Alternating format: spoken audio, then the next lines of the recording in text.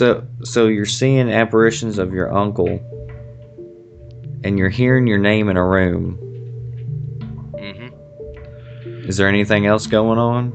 Um, like you brought up my cat, who I had to put down 3 years ago.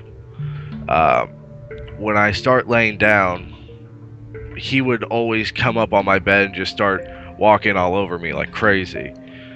Um, and I get that feeling all the time still. I would just be laying down and I would just feel some walking all over me and then lay on my back like there's a physical presence on there. And when I would look over and see, there's nothing. And it's like the weight kind of fell off. Like if you have a heavy backpack on and you drop it off, you feel the weight difference. That's kind of what I feel. Now, when this happens, are you thinking about your cat? No, I'm just laying in bed trying to pass out. You don't think it could be your subconscious or something, maybe? It could be after everything I've experienced. It's possible, but I've I've never really thought about that explanation. It's just the way it happens. It's just so weird. It's hard to explain. I haven't seen any ghosts or anything, but I haven't ruled it out as something that I don't believe in.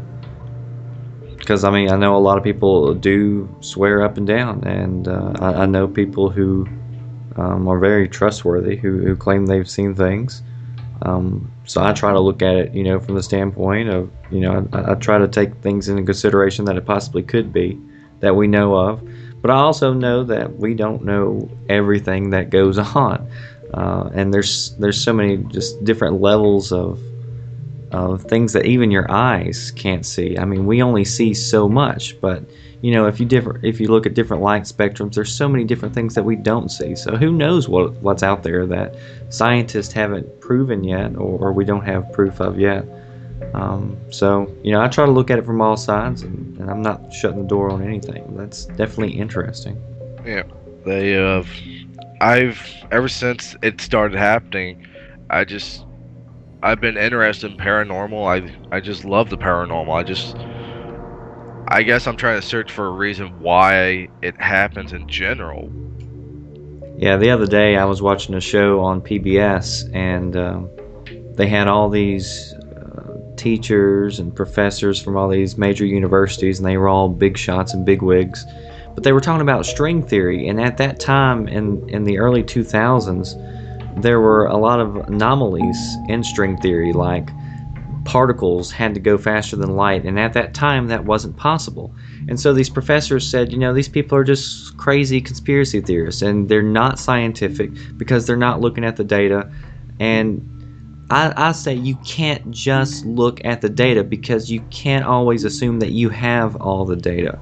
And now, just in the last few months, now we know that there are particles that move faster than light.